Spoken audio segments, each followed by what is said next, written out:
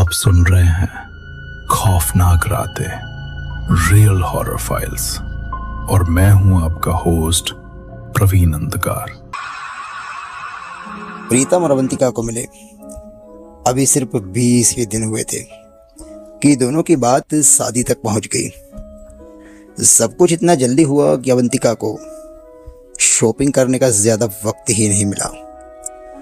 प्रीतम ने ज्वेलरी की शॉपिंग के लिए अवंतिका को सख्त मना किया था, यह कहते हुए कि उसकी माँ के बहुत सारे गहने पड़े हुए हैं। तय दिन शादी का माहौल तैयार हुआ, पर बीच में ही सब कुछ बर्बाद हुआ। जब शादी के हॉल के ठीक बाहर एक जनरेटर के धमाके की आवाज आई। बाहर दौड़कर देखा तो जनरेटर में आग लगने के कारण चारों तरफ अफरा तफरी मची हुई थी, जिस कारण शादी को बीच में ही रोकना पड़ा। अगले दिन दोनों ने कोर्ट में रजिस्टर्ड मैरिज कर ली। शाम तक अपने हनीमून के लिए दोनों पांडिचेरी चले गए। पांडिचेरी का मौसम उनके हनीमून के लिए परफेक्ट था।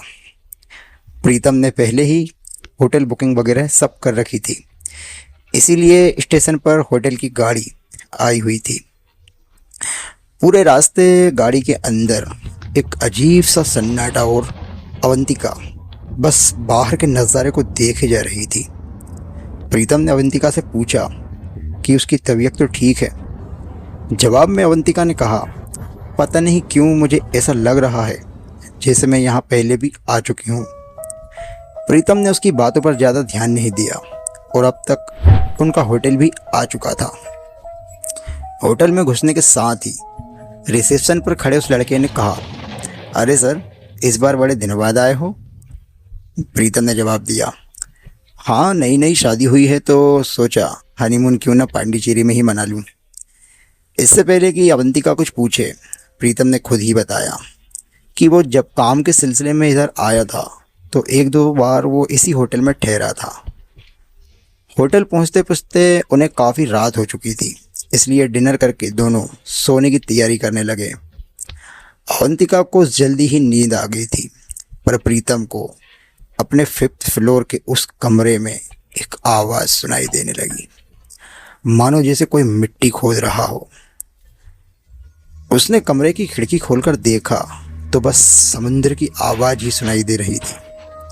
खिड़की बंद करके जैसे ही वो पलटा, उसे और एक आवाज़ सुनाई दी, जैसे कोई लकड़ी पर कील ठोक रहा हो। उसने हड़बड़ में दोबारा खिड़की खोली, पर एक बार फिर बस दूर दूर तक समुद्र की ही आवाज़ सुनाई दी। उसने खिड़की बंद की और फिर सोने की कोशिश करने लगा। नींद बस आई ही होगी कि उसे ऐसा लगा जैसे उसके शरीर पर कोई मिट्टी ढाले जा रहा हो। जब ये सिलसिला काफ़ी देर तक चलता रहा और उसका दम घुटने लगा तो वह हड़बड़ा कर उठा। लाइट जलाकर देखा तो सच में उसकी चादर पर मिट्टी लगी हुई थी। उसने अवंतिका को नींद से जगाया तो चादर पर मिट्टी देखकर वो भी हैरान रह गई। प्रीतम ने तुरंत होटल के रिसेप्शन पर फ़ोन मिलाया, पर वहाँ उसका फ़ोन उठाने के लिए शायद कोई मौजूद नहीं था। उसने कहा कि मैं रिसेप्शन से होकर अभी आता हूँ। प्रीतम जैसे ही कमरे के बाहर निकला तो उसे ध्यान आया कि वो रूम में वापस आने के लिए इंटर कार्ड लाना भूल गया है। पलटा तो बस आंखों के सामने बंद होते हुए उस दरवाजे को देख पाया। आप सुन रहे हैं रियल हॉरर फाइल्स और मैं हूं आपका होस्ट प्रवीण अंधकार। अब तक आपने सुना कि प्रीतम और अवंतिका अपने हनीमून के लिए पांडिचेरी के होटल के रूम नंबर 513 में ठहरे हुए थे। रात को सोते वक्त प्रीतम को ऐसा लगा जैसे कोई उसके शरीर पर मिट्टी डाल रहा हो। वह हड़बड़ा कर उठा तो चादर पर मिट्टी लगी हुई थी, जो उसकी बीवी अवंतिका ने भी देखी थी। अब आगे रिसेप्शन पर जब किसी ने फ़ोन नहीं उठाया तो प्रीतम अपने कमरे के बाहर निकला। रिसेप्शन पर उसने जब सारी बात बताई तो उसके साथ एक रूम सर्विस बॉय को भेजा गया, जिसने रूम नंबर 513 सुनने के साथ ही एक अजीब सा चेहरा बना लिया था। प्रीतम के पूछने पर उसने बताया कि सर तकरीबन लगभग 3 साल पहले एक लेडी ने उस कमरे में सुसाइड कर लिया था और उसके बाद से उसका भूत कभी कभार इधर दिखाई देता है, पर उसने आज तक किसी को परेशान नहीं किया। इतना कहते कहते वो अपने कमरे के बाहर तक आ गए थे। हाउस कीपिंग के कार्ड्स पंच किया और दोनों कमरे के अंदर गए, पर अवंतिका वहाँ दिखाई ही नहीं दी। अवंतिका, प्रीतम ने बाथरूम के बाहर से ही 2-3 बार आवाज लगाई, अवंतिका, अवंतिका, अवंतिका, पर बाथरूम के अंदर से कोई भी आवाज नहीं आई। उसने अवंतिका के मोबाइल पर फोन किया तो पाया फोन वहां तकिए के नीचे दबा पड़ा था। शुरुआत हुई अब कमरे और चादर की साफ सफाई को छोड़कर अवंतिका को खोज निकालने की। होटल का चप्पा चप्पा छान मारा, पर अवंतिका का कहीं कोई नामो निशान नहीं था। सीसीटीवी फुटेज में देखा तो पाया जब प्रीतम कमरे के बाहर निकला था तब अवंतिका भी उसके पीछे पीछे निकली थी, पर उसने प्रीतम की तरह दाईं ओर का रास्ता ना लेकर बाईं ओर से जाने वाले रास्ते को लिया और कैमरे में यह भी कैद हुआ कि अवंतिका इस होटल के बाहर निकली है। वीडियो फुटेज को देखकर ऐसा लगा मानो जैसे वह नींद में चल रही हो। उसे खोजते खोजते सुबह हो गई। पुलिस को इन्फॉर्म किया, जिन्होंने स्नीफर डॉग की मदद से समुद्र के पास एक औरत की बॉडी को खोज निकाला, जिसकी धड़कनें अभी भी चल रही थी। अवंतिका को तुरंत हॉस्पिटल ले जाया गया। वहां जाते जाते उसे होश भी आ गया था, पर कल रात जो हुआ हादसा उसे जरा भी याद नहीं था। उसे मालूम भी नहीं था कि वह कब उस कमरे के बाहर निकली और कैसे समुद्र के पास पहुंची और कैसे उसकी उंगली में यह चोट लगी थी। 2-3 घंटे में अवंतिका को हॉस्पिटल से डिस्चार्ज कर दिया गया। होटल पहुंचकर जो पहला काम उन्होंने किया वो था कमरे को चेंज करने का। देर शाम प्रीतम ने अवंतिका को कहा कि चलो थोड़ा घूम आते हैं, बीच पर तुम्हारा भी मूड फ्रेश हो जाएगा। दोनों बीच पर गए। वहां काफी देर उन्होंने बहुत सारी फोटोग्राफिक्स की और शाम को लौटकर जब प्रीतम ने सारी फोटोग्राफ्स कैमरे में लैपटॉप में ट्रांसफर करी तो उसकी आंखें फटी की फटी रह गई। पिक्चर सारी ऐसी थी। कुछ पिक्चर्स में ऐसा लग रहा था जैसे कोई और भी उनके साथ वहां खड़ा था और अजीब तरीके से कुछ तस्वीरों पर मिट्टी के चींटे पड़े हुए थे। आप सुन रहे हैं रियल हॉरर फाइल्स और मैं हूं आपका होस्ट प्रवीण का। अब तक आपने सुना कि प्रीतम के साथ अवंतिका की शादी के बाद हनीमून पे पांडिचेरी गए, जहां रूम नंबर 513 में उन्हें अजीब और गरीब घटनाएं उनके साथ हुई, जिस कारण उन्होंने कमरा चेंज कर लिया था। देर रात नींद में चलते हुए शायद अवंतिका समुद्र किनारे चली गई थी और सुबह जब जख्मी हालात में पाई गई थी उन्होंने बीच पर कुछ तस्वीरें खींची थी और वो धुंधली थी।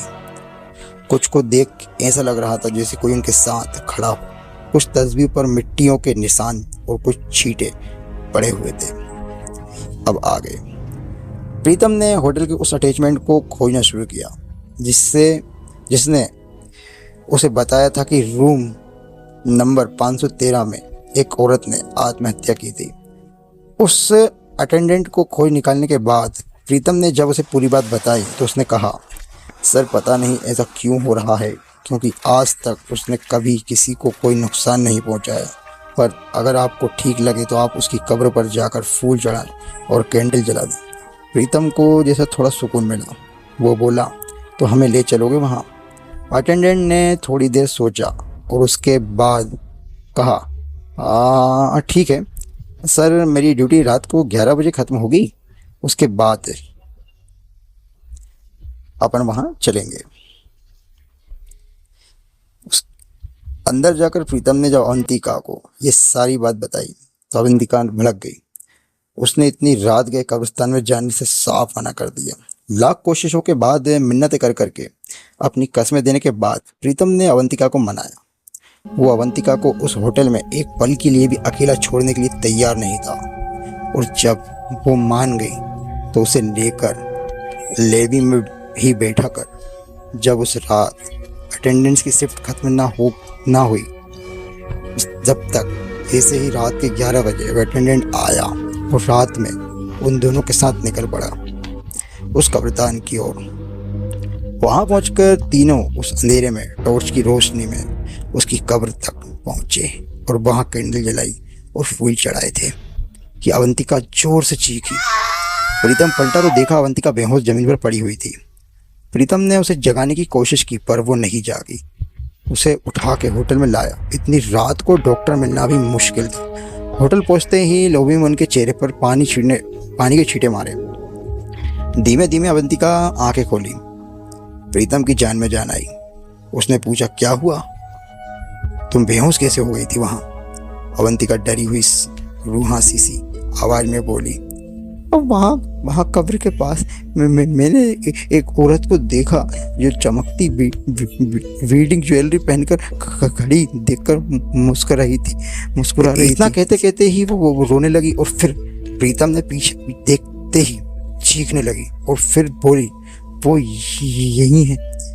मैंने गहनों की आवाज़ सुनी, तुम्हें सुनाई नहीं दिया? प्रीतम को एकदम से गुस्सा आया, लेकिन अवंतिका को संभालना भी जरूरी था। वो बड़े ही प्यार से बोला, कोई नहीं है बाबा यहाँ। अवंतिका तुम थक गई हो यार, चलो सो जाओ। You know what, you need a rest. Avantika ने पलट के प्रीतम से कहा, नो यू नीड रेस्ट।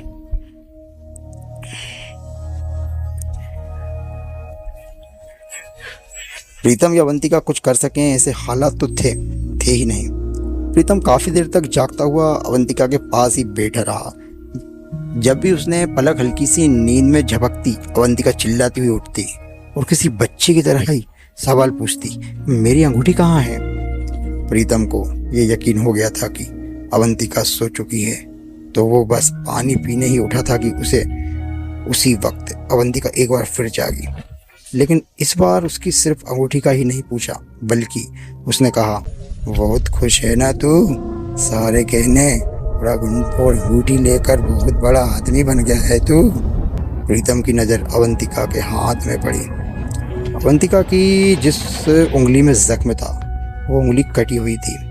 प्रीतम कांपती सी आवाज में अवंतिका को देख के बोला, तुम्हारी उंगली? अवंतिका के चेहरे पर अब तक के छाए हुए डर की जगह अब एक डरावनी सी लेकिन शान से मुस्कान ने जगह बना ली थी। वो बोली, तो तुम्ही ने तो काटी थी ये उंगली। प्रीतम की आंखों के सामने साल भर पहले की वो रात दिखने लगी जब वो पांडिचेरी में था और उसकी आंखों के सामने मैगी को कब्रिस्तान में दफनाया जा रहा था। मैगी के पति जिंदा थे और उसे बीडिंग गाउन और उसके पति की मर्जी के मुताबिक पूरे साजो सामान के साथ दफनाया गया था। प्रीतम जिंदगी भर पैसे कमाने के ख्वाब देखता था, लेकिन कभी कुछ न कर पाया। और जब एक मौका दिखा तो उसने उससे रहा नहीं गया। रात को प्रीतम उसके दोस्त उस कब्रिस्तान में घुसे और बारी बारी से एक ने निगरानी की तो दूसरे ने खुदाई का काम जारी रखा। ताबूत को तोड़कर लाश के सारे गहने उतारे उन्होंने निकाले और आखिर में प्रीतम की नज़र गई मैगी की उंगली पर जड़ी हुई उस हीरे की अंगूठी पे, जो लाख कोशिशों के बाद भी फूली हुई उंगली से निकल ना पाई। प्रीतम ने उंगली काट के अंगूठी को निकाला और अपने हिस्से के उन्हीं गहनों के पैसों से बिजनेस खड़ा किया था। अगले दिन प्रीतम की लाश उस होटल में मिली और अवंतिका का नाम आज भी पुलिस फाइल के गुमशुदा विभाग में दर्ज है।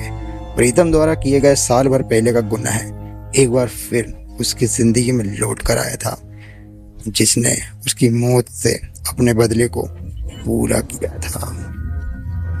ये थी आज की कहानी और मिलते हैं अगली कहानी में। तब तक के लिए गुड नाइट।